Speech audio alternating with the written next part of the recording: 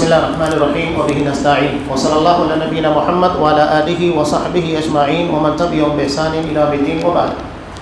قال اللہ تبارک وتعالی یوم لا ينفع مال ولا بنون الا من أتى الله بقلب سلیم. وعن ابی ہریرہ رضی اللہ تعالی عنہ ان رسول اللہ صلی اللہ علیہ وسلم قال ان العبد اذا اخطأ خطیئة نکتت في قلبه نکتة سوداء فاذا هو نسع واستغفر وتاب سقل قلبه وإن عاد زيد فيها حتى تعلو قلبه وهو الران الذي ذكر الله كلا بل ران على قلوبهم ما كانوا يكسبون. رواہ الترمذی. تمام قسموں کی تعریفات اللہ رب العالمین وحدہ لا شریک کے لیے لائق و زیبا ہیں، جو ساری کائنات کا تنہا خالق و مالک ہے. اور بے شمار درود و سلام ہو اللہ کے آخری نبی جناب کریم محمد رسول اللہ صلی اللہ علیہ وسلم کی ذات مقدسہ پر. صدر اجلاس جناب اقبال سر صاحب حفیظ اللہ امیر جمعیت اہل حدیث مالیگاؤں، مقرر خصوصی حافظ جمیل احمد محمدی حفیظ اللہ، ناظم اعلیٰ جمعیت اہل حدیث مالیگاؤں حافظ عبدالرحمن محمدی حفیظ اللہ، معزز سامعین اور ماں اور بہنوں، میں آپ لوگوں کے سامنے کوئی تقریر کرنے کے لیے نہیں بیٹھا ہوں. جو جمعیت اہل حدیث مالیگاؤں کی جانب سے ایک اہم کتابچہ توبہ استغفار اہمیت و ضرورت اور فوائد و برکات، یہ شائع ہو چکا ہے، پرنٹ ہو کر آیا ہے، اور اسے اسی مجلس کے اندر انشاءاللہ آپ لوگوں کے سامنے پیش کیا جائے گا، رونمائی کی جائے گی. میں اس کتابچے کی تحریر اور اسے منصہ شہود کے پر لانے کے لیے خاص طور کے پر جنہوں نے مجھے اس بات کی تحریک دی، ہماری جماعت کے انتہائی محرک فرد اور خدمت گزار جناب ریاض الرحمان کتھے والے، اللہ ان کو جزائے خیر دے، ان کے کہنے کے پر اس کو میں نے تحریر کیا اللہ کی توفیق سے، اور انتہائی کم مدت کے اندر یہ پرنٹ ہو کر بھی آپ کے سامنے آ چکا ہے. توبہ استغفار اہمیت و ضرورت اور فوائد و برکات. رمضان المبارک میں اس کا خصوصی تعلق ہے. ویسے تو انسان کی پوری زندگی کے اندر اس کی اہمیت ہے، لیکن رمضان المبارک میں انسان جب اللہ کے سامنے اپنے آپ کو پیش کرتا ہے، خاص طور سے متقفین تنہائیوں میں اللہ کے سامنے جب اپنے آپ کو پیش کرتا ہے، سر بسجود ہوتا ہے، تو اس کے سامنے اپنی زندگی کی وہ خامیاں وہ گناہ یاد آتے ہیں جو محفلوں میں یاد نہیں ہوتے. تو یہ تنہائی اسے اپنے گناہ خطا اور غلطیوں کو یاد دلانے میں معاون ثابت ہوتی ہے. تو ایسے میں توبہ استغفار، جس کے بارے میں میں نے بہت ساری روایات جمع کی. نبی کریم صلی اللہ علیہ وسلم ابو داؤد کی روایت، ایک مجلس میں 70 مرتبہ، دوسری روایت میں 100 مرتبہ اللہ سے استغفار کرتے. اور کس الفاظ کے ذریعے آپ صلی اللہ علیہ وسلم استغفار کرتے اسے بھی نقل کیا. بہت سارے سیکے ہیں، بہت ساری دعائیں ہیں.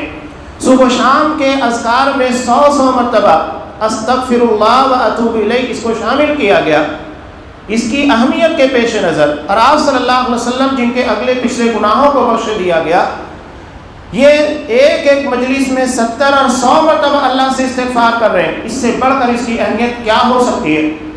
آپ دعا مانگتے تھے، رب اغفر لی وتب علی انک انت التواب الرحیم، میرے پروردگار میرے گناہوں کو بخش دے، میری توبہ قبول فرما، تو بڑا بخشنے والا بہت رحم کرنے والا ہے. توبہ اور استغفار یہ ایک ہی جگہ اگر استعمال ہو دونوں الفاظ، تو اس کا مطلب یہ ہوتا ہے کہ اپنے گناہ کے پر نادم ہو کر اللہ سے معافی مانگنا اور آئندہ نہ کرنے کا عزم کرنا. لیکن اگر یہ دونوں ایک ہی جگہ پر ہوں، الگ الگ ہوں، تو ایک ہی مطلب ہے کہ توبہ الگ ہوا، استغفار کسی جگہ پر استعمال ہوا، تو دونوں کا مطلب ایک ہے. اور اگر توبہ استغفار دونوں ایک جگہ جمع ہو ایک ہی جملے میں، فاستغفروا ربکم ثم توبوا الیہ، کہ اپنے رب سے استغفار کرو اور اس کے بعد اس کی طرف توجہ کرو. یہاں استغفار بھی ہے، توبہ بھی ہے. میں نے شروع میں کہہ دیا کہ توبہ اور استغفار ایک جگہ جمع ہو، نہیں، دونوں الگ الگ ہو تو معنی ایک ہوگا. اور ایک ہی جگہ پر اگر یہ دونوں الفاظ آئیں تو استغفار کا مطلب اپنے گناہ سے معافی مانگنا، اور توبہ کا مطلب اس گناہ کو ترک کر کے نیکی کے راستے کے پر آنا. اس لیے کہ توبہ کا مطلب ہوتا ہے پلٹنا، رجوع کرنا، باز آنا، جسے ہم اردو زبان کے اندر کہتے ہیں، عربی زبان انگلش میں کہتے ہیں یو ٹرن. آپ ایک راستے کے پر جا رہے تھے، کسی جگہ پر آپ کو احساس ہوا یا کسی نے بتا دیا کہ آپ کا یہ راستہ صحیح نہیں ہے، آپ کو ممبئی جانا تھا، آپ دھولیے کے راستے پر ہیں. تو جیسے ہی آپ کو احساس ہو یا کسی نے بتایا، پہلا کام یہ ہوتا ہے کہ آپ اسٹاپ لیں. اپنی غلطی مانیں. جب تک آپ غلطی نہیں مانیں گے تو گناہ سے باز کیسے آئیں گے؟ قرآن نے بھی وہی بتایا، ربنا ظلمنا انفسنا، کہ اے ہمارے پروردگار ہم نے اپنے نفس پر ظلم کیا. پہلے اعتراف خطا ہے، احساس جرم ہے کہ ہاں میں نے غلطی کی. اور اگر احساس جرم نہیں ہے، اعتراف خطا نہیں ہے، تو آپ کبھی توبہ نہیں کر سکتے. جب تک آپ استغفار نہیں کریں گے توبہ کی توفیق نہیں ملے گی. بہت سارے لوگ ہیں بدعتی کو توبہ کی توفیق کیوں نہیں ملتی ہے؟ اس لیے تو غلطی مانتا نہیں ہے. جب مانے گا تب توبہ کی توفیق ملے گی. تو یہاں توبہ اور استغفار ہماری زندگی میں بہت اہمیت رکھتا ہے. پہلا اسٹیپ، آپ غلطی کا احساس ہونے کے بعد یا کسی کے متنبہ کرنے کے بعد فوری طور پر باز آئیں اور اس کے بعد صحیح راستے کی طرف پلٹ آئیں جو آپ کی منزل ہے، جہاں پر آپ کو جانا ہے. میں نے ایک روایت آپ کے سامنے پیش کی اور سورہ شعراء کی 2 آیتیں. اللہ نے قیامت کے دن کے بارے میں کہا کہ قیامت کے دن کون سا دل کامیاب ہوگا، کون سی چیز فائدہ دے گی؟ نہ مال نہ اولاد، قلب سلیم. قلب سلیم کون ہے؟ شرک، بدعات اور دیگر تمام گناہوں سے پاک اور منزہ. علامہ ابن تیمیہ رحمۃ اللہ علیہ جو بیان کرتے ہیں کہ متقی کون ہوتا ہے؟ متقی وہ نہیں ہے جو صرف گناہوں سے بچے. اصل میں متقی وہ ہے جو خطا کرنے کے بعد، گناہ کرنے کے بعد گناہ سے باز آ جائے، اس سے استغفار کرے، اس سے توبہ کرے، اپنے دل کی صفائی کا اہتمام کرے، اسے قلب سلیم بنائے.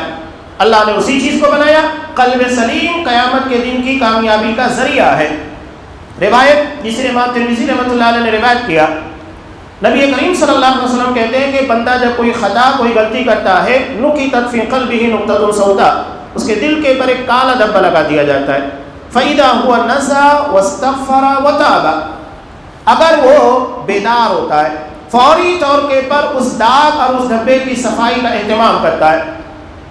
آپ اگر ہوٹل میں بیٹھے کھانا کھا رہے ہیں، کھاتے وقت تو اچانک آپ کے دامن کے اوپر چائے گر جائے یا کوئی چیز گر جائے جس سے آپ کے کپڑے کی صفائی لوگوں کے سامنے بدنمائی کی شکل میں ظاہر ہو جائے، فوری طور پر آپ کیا کرتے ہیں؟ اس کو صاف کرتے ہیں.